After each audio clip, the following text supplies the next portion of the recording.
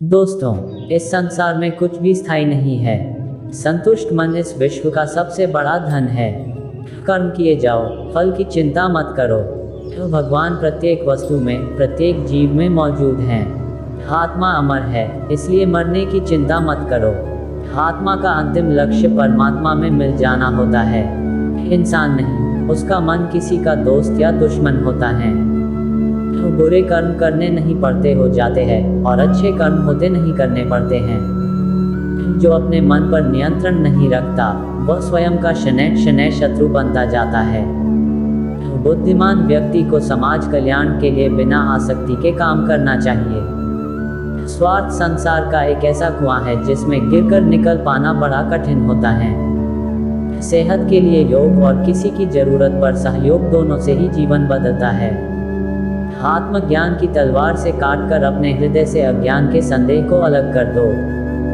दुष्ट लोग अगर समझाने मात्र से समझ जाते तो यकीन मानो महाभारत कभी ना होता। मनुष्य अपने विश्वास से निर्मित होता है, जैसा वो विश्वास करता है वैसा वो बन जाता है। मान अपमान, लाभ हानि, खुश हो जाना या दुखी हो जाना, यह सब मन की शरारत है जिसे तुम अपना समझकर मग्न हो रहे हो। बस यही प्रसन्नता तुम्हारे दुखों का कारण है। उस इंसान का मंजिल से भटक जाना तय है जिसकी संगत में नकारात्मक लोग रहते हैं। प्रेम सदैव माफी मांगना पसंद करता है और अहंकार सदैव माफी सुनना पसंद करता है। सिर्फ दिखावे के लिए अच्छा मत बनो। मैं आपको बाहर से नहीं बल्कि भीतर से जानता हूँ। जो इस लोक में अपने काम की सफलता की कामना रखते हैं, वे देवताओं का पूजन करें।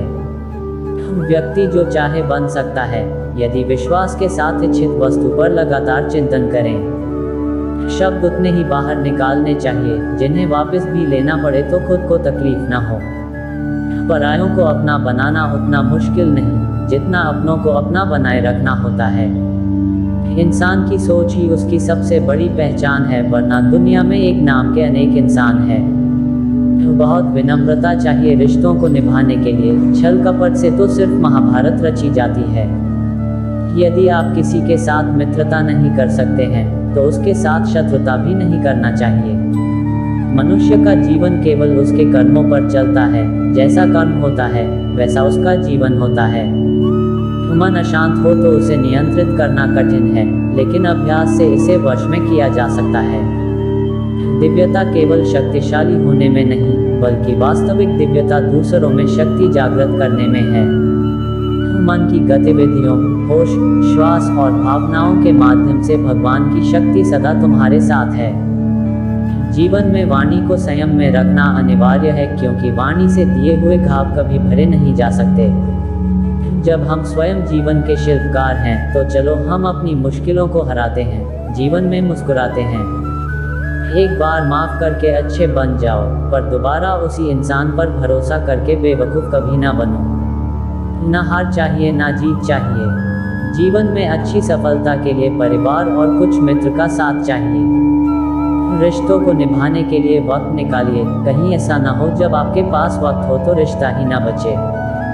वह जो इस ज्ञान में विश्वास नहीं रखते, मुझे प्राप्त किए बिना जन्म और मृत्यु के चक्र का अनुगमन करते हैं।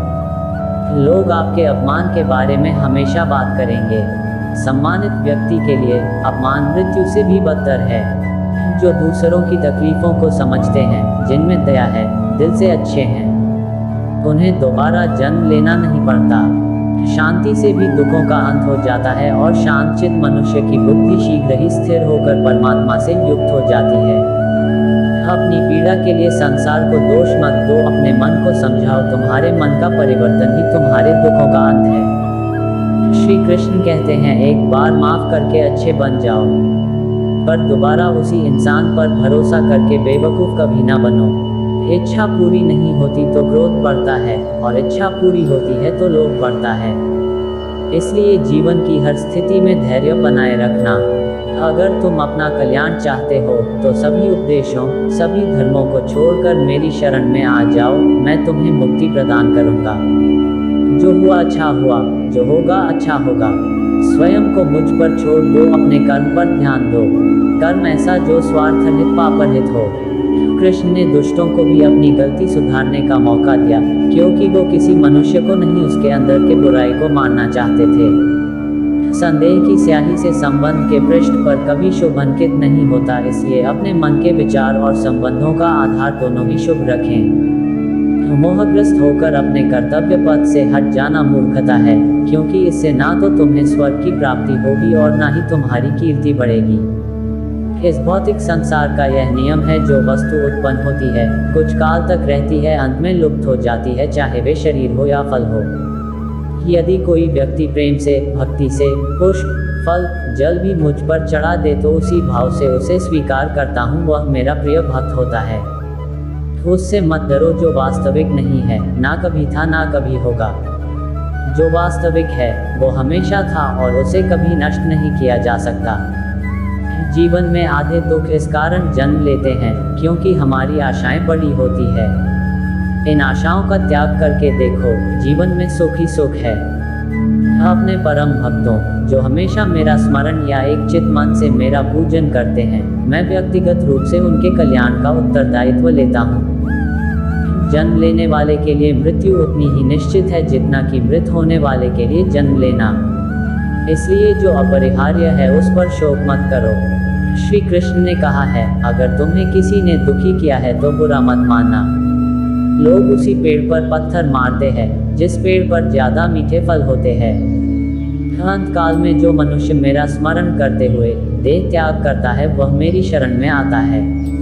इसलिए मनुष्य को चाहिए कि अंत काल में मेरा चिंतन करें। यह सच बात है कि भूल करके इंसान कुछ सीखता है, परंतु इसका यह मतलब नहीं कि वह जीवन भर भूल करता रहे और कहे कि हम सीख रहे हैं। कृष्ण कहते हैं, इस जगत में मनुष्य भौतिक वस्तुओं का भोग कर सकता है। अगर वे चाहे तो सब कुछ छीन सकते हैं। मनुष्य कुछ भी नहीं कर सकता। स्वार्थ से रिश्ते बनाने की कितनी भी कोशिश करें वो कभी नहीं बनते हैं, और प्रेम से बने रिश्तों को कितना भी तोड़ने की कोशिश करें वो कभी नहीं टूटते। क्रोध से भ्रम पैदा होता है, भ्रम से बुद्धि व्यग्र होती है, जब बुद्धि व्यग्र होती है तब तर्क नष्ट हो जाता है, जब तर्क नष्ट होता है तब व्यक्ति का पतन हो जाता है। आत्मा न तो जन्म लेती है, न कभी मरती है, और न ही इसे कभी जलाया जा सकता है, न ही पानी से गीला किया जा सकता है। आत्मा अमर और अविनाशी है। अगर व्यक्ति शिक्षा से पहले संस्कार, व्यापार से पहले व्यवहार और भगवान से पहले माता पिता को पहचान ले तो जिंदगी में कभी कोई कठिनाई नहीं आएगी। विषयों का चिंतन करने से विषयों की आसक्ति होती है, आसक्ति से इच्छा उत्पन्न होती है और इच्छा से क्रोध होता है, क्रोध से सम्मोहन और अविवेक उत्पन्न होता है। कृष्ण जी कहते हैं, जैसे प्राणी अपने पुराने कपड़ों उतार कर फेंक देता है, नए को धारण करता है, उसी प्रकार यह आत्मा पुराने शरीर से त्याग करके नया शरीर प्राप्त करती है। तुम उसके लिए शोक करते हो जो शोक करने के योग्य नहीं है, और फिर भी ज्ञान की बातें करते हो। बुद्धिमान व्यक्ति ना जीवित और ना ही मृत व्यक्ति के लिए शोक करते हैं। मन की गतिविधियों, होश, श्वास और भावनाओं के माध्यम से भगवान की शक्ति सदा तुम्हारे साथ है और लगातार तुम्हें बस एक साधन की तरह प्रयोग कर सभी कार्य कर रही है। हर किसी के अंदर अपनी ताकत और अपनी कमजोरी होती है। मछली जंगल में नहीं दौड़ सकती और शेर पानी में राजा नहीं बन सकता, इसलिए अहमियत सभी को देनी चाहिए। धर्म युद्ध में कोई भी व्यक्ति निष्पक्ष नहीं रह सकता है। धर्म युद्ध में जो व्यक्ति धर्म के साथ नहीं खड़ा है, इसका मतलब है वह अधर्म का साथ दे रहा है, वह अधर्म के साथ खड़ा है। अगर कोई मनुष्य हमारे साथ बुरा कर रहा है तो उसे करने दो, यह उसका कर्म है और समय उसके कर्म का फल उसे जरूर देगा। लेकिन हमें कभी भी किसी के साथ बुरा नहीं करना चाहिए, क्योंकि यही हमारा धर्म है। दोस्तों, कमेंट बॉक्स में राधे राधे जरूर लिखना और वीडियो को एक प्यारा सा लाइक करके चैनल सब्सक्राइब जरूर करना। अपना ख्याल रखना। मिलते हैं अगली वीडियो में। धन्यवाद। राधे राधे।